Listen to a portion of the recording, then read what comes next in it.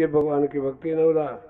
पहले तो कानों से सुनना ये भक्ति है, दूसरे में भगवान नाम का उच्चारण करना, तीसरे में भगवान का भजन करना, नाम स्मरण करना, चौथे में उनके चरणों की सेवा करना, और पांचवें में उनका पूजन करना, छठे में उनको वंदन करना, सातवें में उनका दास्य भाव रखना, और आठवें में उनके साथ में आत्मीय भाव जोड़ लेना, मित्र भाव कर लेना, और नौवीं है आत्मनिवेदन, अपना आपा उनको सौंप देना, अपने आप को उनको समर्पित कर देना।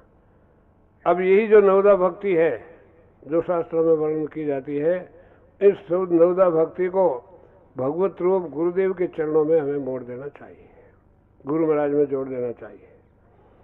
करो क्या? भई श्रवण भगत जदा, गुरु ज्ञान सुने मन में टदा। पहली जो श्रवण भक्ति है, उस श्रवण भक्ति के लिए तो आप वही तब अपनी श्रवण भक्ति सफल होगी, तब गुरु महाराज के ज्ञान को आप बिल्कुल निर्बल बन करके, अबोध बन करके और उसे सुनते रहो।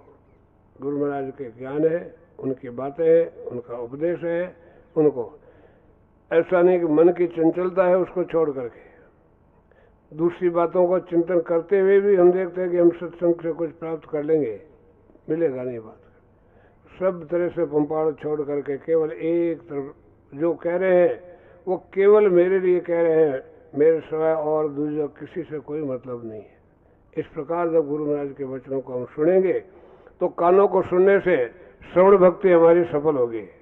पुण्य नाद स्वादन और रचे, जो शब्द का जो स्वाद है, शब्द का जो नाना प्रकार का आनंद आता है, दूसरा कोई शब्द उनके कानों में अच्छा लगता नहीं, सुहाता ही नहीं। गुरु महाराज का ज्ञान, उस ज्ञान का ही निरंतर वो विचार करता रहता है, चिंतन करता रहता है, वो करते रहना चाहिए। जो निर्गुण निजानंद उच्चरियों, वे गुरु महाराज कृपा करके जो उस परमात्मा का हमें उपदेश सुनाते हैं, जो आनंद रूप है, निर्गुण है, निराकार है, वे नाद रूप से वे कृपा करके हमारे अंदर प्रवेश करते हैं। निर्गुण रूप में तो है उनका आने वाला ज्ञान, तो स्वयं गुरु महाराज है, वो ज्ञान के रूप में तो हमारे निर्गुण है। स्वयं निर्गुण रूप धारण करेंगे तभी वे कृपा करके हमें भी निर्गुण बना देंगे, अपने ज्ञान के माध्यम से हमें भी वही शक्ति प्रदान कर देंगे। और सगुण रूप में अगर परमात्मा जैसे आकार रूप धारण करते हैं तो शरीर रूप में वे सगुण रूप में विराजमान है, शरीर रूप में सगुण रूप में और ज्ञान के रूप में वे निर्गुण रूप में, दोनों रूप में गुरु महाराज हमारे सामने विराजमान है। इसलिए उनकी मन वचन से गुरु महाराज के चरणों की पूजा करो, गुरु महाराज की सेवा करो, और कोई उपाय है काम में नहीं ले, और इस उपाय से काम करेंगे, ऐसा करो ऐसा करो ऐसा हो जाएगा, नहीं। आन उपाय न कान धरे, सुने नहीं ऐसा करना ठीक होता है, सुने किस बात के लिए? सुनने के लिए तो घंटाकर्ण बन जाना चाहिए। घंटाकर्ण के लिए बताते हैं, ऐसा कोई शिव जी का भक्त था घंटाकर्ण, जो हमेशा शिव जी की आराधना किया करता था।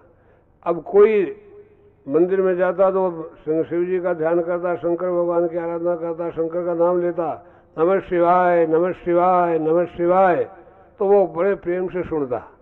पर दूसरा कोई आकर के हरे कृष्णा हरे रामा करता तो कान हिला देता, कानों के पास तो घंटे बांध रखे थे यहाँ टकोरे, तो माथा हिला देता।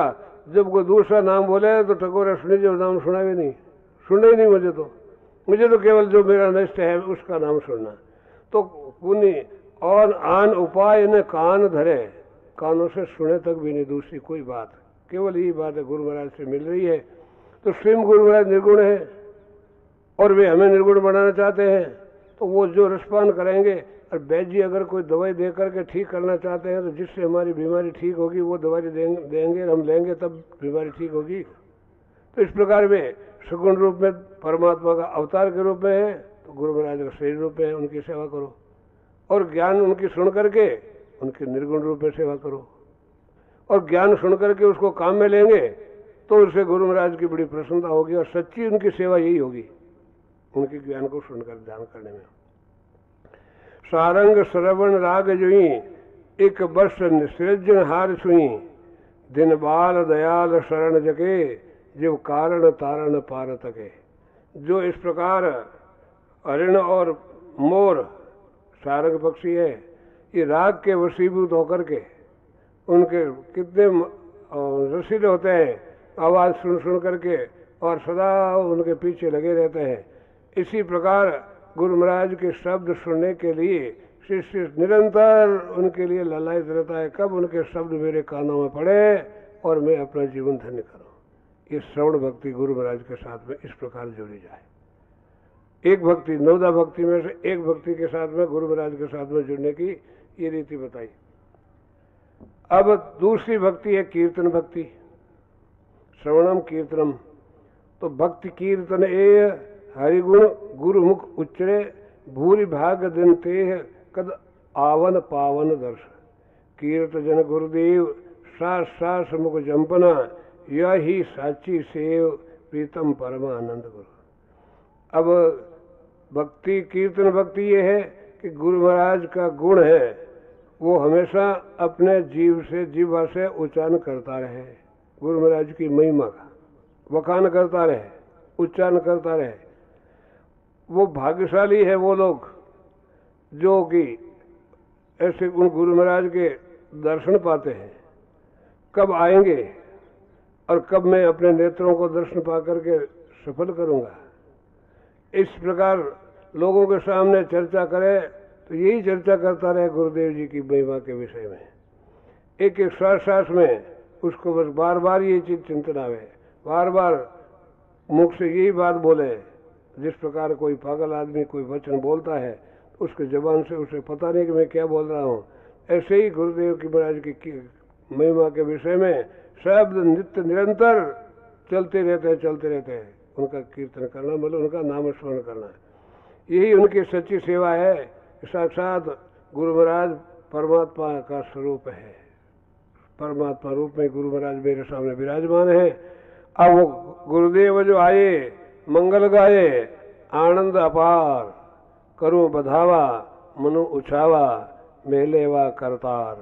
जदपति एवं श्रुतस देवम प्रेमं परकार, मुनिजन सगले करना प्रगले महिमा अपार। गुरु महाराज पधारे हैं, मैं उनकी महिमा में मंगल गान गाऊंगा, अपार आनंद की प्राप्ति होगी, मैं बढ़ावा करूंगा, बहुत उत्साह करूंगा। साक्षात परमात्मा मुझे मिले जो है ना। अरे श्रुतदेव को जैसे भगवान श्री कृष्ण पधारने पर आनंद की प्राप्ति हुई थी, उसी प्रकार आनंद की प्राप्ति मुझे हो रही है। सारे ऋषि मुनि जो इसी प्रकार भगवत महिमा का गुणगान करते हैं तो साक्षात गुरु महाराज की महिमा भी वर्णनातीत है। उनके चरणों में बारंबार नमस्कार है। श्रुतदेव की प्रश्न महिमा भागवत जी में वर्णन आती है। बहुलासुर राजा और श्रुतदेव राजा जो जनकपुर में रहने वाले थे, दोनों की भगवान के प्रति निष्ठा थी। मन में आया कि कभी भगवान कृपा करके हमारे घर पधार करके हमें निहाल कर दे तो कितनी कृपा होगी। मन की बात को पहचान करके एक दिन भगवान वहां से चल दिए, द्वारका से जनकपुर चल दिए, पहुंच गए। अब जो ये सामने पहुंचे, कई ऋषि मुनि उनके साथ में है। अब वहां पहुंचे हैं तो बहुलासुर राजा को पता चला तो वो अपने सैनिकों के साथ में सेवकों को लेकर के स्वागत करने के लिए सामने गया। इधर से श्रुतदेव ब्राह्मण वो भी पहुंच गया। अब श्रुतदेव के पास में तो जो पहने हुए कपड़े फटे पुराने के उनके सवाई कोई श्रृंगार करने लायक सामग्री थी नहीं। राजा राज ठाट बाट के साथ में गया, दोनों साथ में पहुंचे और दोनों ने प्रार्थना की पधारो हमारे घर पधारो। अब पहले राजा के यहाँ जावे कि ब्राह्मण के यहाँ जावे, किसके यहाँ जावे? यदि ब्राह्मण के घर जाएंगे तो राजा कहेगा लो ये तो ब्राह्मणों के पक्षपाती है, ब्राह्मणों को पूछते हैं, हमारे को पूछते ही नहीं। अरे राजा के चले जाए ब्राह्मण के नहीं जावे तो ब्राह्मण चला के गरीब को कौन पूछे? धनवान के पास सब जाते हैं, वो दुखी होगा। तो उस समय भगवान ने कृपा करके अपने दो स्वरूप बढ़ाए सब ऋषि मुनियों के साथ में। दो स्वरूप बढ़ा करके एक स्वरूप से तो आप राजा के यहाँ पर पहुंचे, एक दूसरे स्वरूप से ब्राह्मण देवता के यहाँ पर श्रुतदेव के यहाँ पर पहुंचे। दोनों ने अपनी अपनी शक्ति के अनुसार भावना के अनुसार सेवा की। राजा ने राज से ठाट बाट के अनुसार भगवान की सेवा की और ब्राह्मण बहुलास तो टाट था बिछा दिया उनके आने के लिए, बोरी का टाट। अब बिठा दिया भगवान को टाट के ऊपर और फल फूल लाकर सामने रख दिए, चरण धोए पानी लेकर के और हाथ में पंखा लेकर के हवा करने लगा कपड़े से। अब वो खुशी मना रहा है, अपार आनंद आ रहा है कि उसको गदगद हो रहा है कि वो